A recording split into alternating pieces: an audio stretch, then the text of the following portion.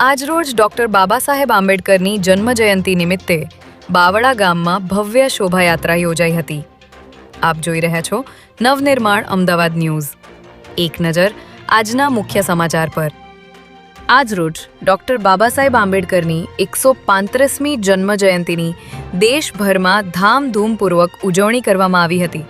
ત્યારે ડોક્ટર બાબા સાહેબ આંબેડકરની જન્મજયંતિ નિમિત્તે બાવળા ગામમાં મનુભાઈની આગેવાની હેઠળ ભવ્ય શોભાયાત્રા યોજાઈ હતી, જેમાં જય ભીમના ગુંજતા નાદ સાથે બાવળા ગામની શેરીઓ ગુંજી ઉઠી હતી અને સમગ્ર ગામમાં ઉત્સાહનો માહોલ જોવા મળ્યો હતો.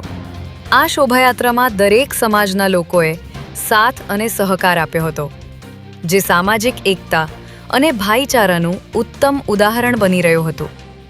આ કાર્યક્રમને સફળ બનાવવા માટે બાવળા પોલીસ સ્ટેશન દ્વારા પણ ખૂબ જ સરાહનીય સેવા અને સહકાર આપવામાં આવ્યો હતો.